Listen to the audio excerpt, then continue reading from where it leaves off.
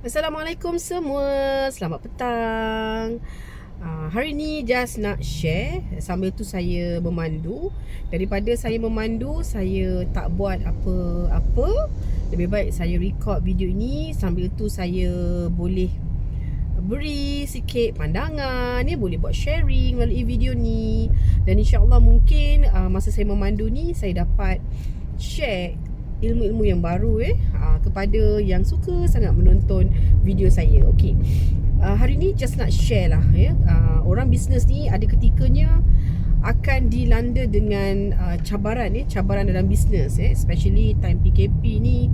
Ramai yang sale merudum bisnes tak dapat bergerak, especially owner-owner spa, owner-owner yang buat mobile spa memang totally tak boleh beroperasi lagi sehingga ke tarikh ini. Jadi hari ni just sekadar nak share lah bagaimana kita nak bina kekuatan di saat kita menghadapi situasi cabaran dalam bisnes.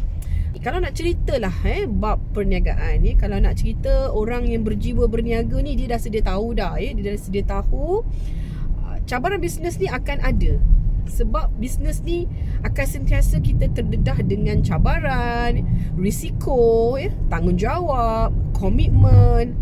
Dan juga kita perlu peka dengan environment yang berada di sekeliling bisnes kita Dan pada saya, bila kita menghadapi saat cabaran pertama sekali you kena relax. Okay, relax, bertenang. Jangan rasa kecewa sebab cabaran itu biasanya datang sementara. Dan bagaimana kita menghadapi cabaran itu yang paling penting Jangan kita mudah mengalah.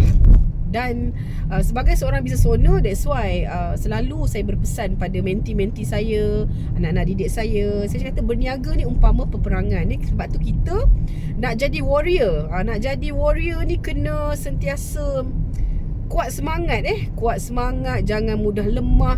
Sebab perniagaan ni umpama peperangan, dan kalau kita lemah, of course kita akan kalah dalam peperangan. Of course kita tak nak buat bisnes separuh jalan kan.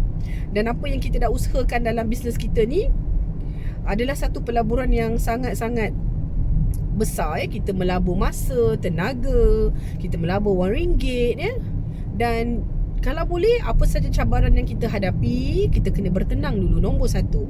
Sebab bila kita bertenang, kita dapat berfikir dengan lebih baik bagaimana kita nak selesaikan isu yang kita hadapi Kalau kita tak bertenang, kita asyik rasa susah hati kan, otak kita ni pun tak dapat berfikir dengan lebih baik Dan bila kita bertenang ni, banyak hikmah yang datang Dan seharusnya seorang business owner ni, dia kena ada karakter tak cepat melatah tak cepat melatah, tak cepat panic kena relax, calm down. That's why kalau kita ada rakan bisnes yang sama positif macam kita, terutama mungkin anda ada guru, anda ada sahabat, anda mungkin ada mentor yang boleh guide anda dalam perniagaan, mungkin boleh minta cadangan dan pandangan mereka. InsyaAllah mungkin anda akan dapat menemui jalan macam mana nak menghadapi saat-saat cabaran dalam bisnes. Dan bila kita dah bertenang, kita duduk satu tempat, okey? Jangan bagi orang kacau kita. Duduk satu tempat, kita ambil buku, ambil pen, kita mula menulis. Apa yang kita nak tulis ni? Kita tulislah perancangan kita, penyelesaian yang kita nak buat untuk menghadapi cabaran tu. Kebiasaannya, cara saya akan duduk. Saya tak bagi siapa-siapa kacau saya. Saya akan fokus. Okey, apa yang kita perlu lakukan untuk selesaikan sesuatu isu ataupun cabaran itu.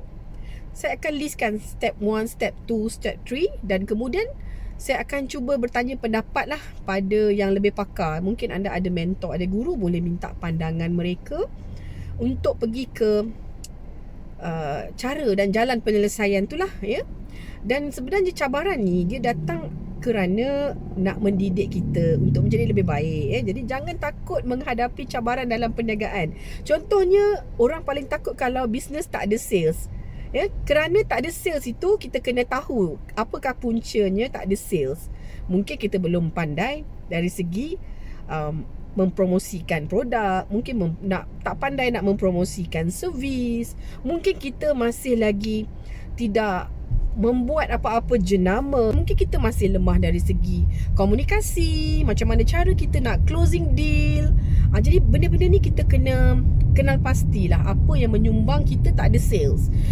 Actually kalau you cakap you tak ada sales, itu adalah sesuatu yang impossible. Sebab dalam industri spa ni adalah bidang kesihatan dan kecantikan yang sebenarnya mendapat permintaan yang sangat-sangat tinggi oleh masyarakat kita lah. Jadi kita perlu duduk bertenang, memikirkan cara bagaimana kita nak bertindak untuk menghadapi cabaran itu.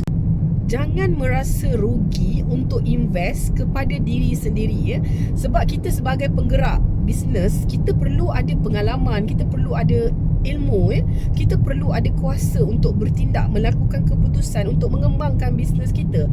Jadi jangan merasa rugi untuk buat investment kepada diri sendiri dulu, sebab kita yang menggerakkan bisnes. Kalau kita tak pandai, kalau kita banyak kelemahan, bagaimana kita nak jadi leader dalam perniagaan kita sendiri kan? Kita pun tak mampu nak conduct staff, kita tak mampu nak conduct mungkin agent dan juga marketer, Jadi kita sebagai business owner kena invest untuk ilmu, Dan bila kita dah listkan apa kelemahan yang menyebabkan berlakunya cabaran itu, baru kita cari tahu apakah solusi yang perlu kita fokus.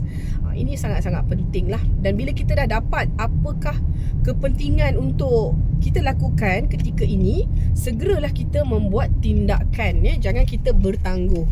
Dan bila kita bertangguh, ini yang menyebabkan kita drag isu itu, Jadi bila kita drag isu itu, dia akan menyebabkan kita punya masalah itu tidak selesai.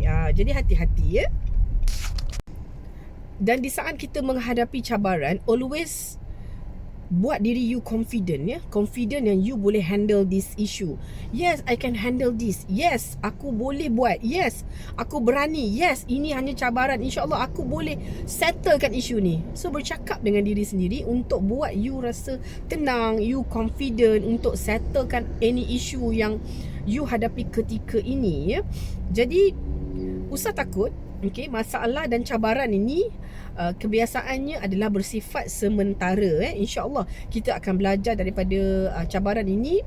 Dia menjadi satu pengalaman yang sangat berharga untuk kita belajar, kerana hanya dengan pengalaman lah kita dapat bisnes kita, kepakaran kita, dan juga kita memahami dengan lebih terperinci tentang perniagaan kita sendiri. Dan sebagai seorang business owner, tak kira lah kita ni buat bisnes kecil ke bisnes besar, yang paling penting kita perlu pandai macam mana nak mengawal diri kita. Jadi saya doakan sahabat-sahabat semua, insya-Allah Allah berikan kemudahan, Allah berikan keyakinan untuk anda menghadapi saat cabaran ini, dan bergembira dengan cabaran ini. Laluinya dengan hati yang terbuka. Insya-Allah setiap jalan itu pasti kita akan menemui jalan penyelesaian.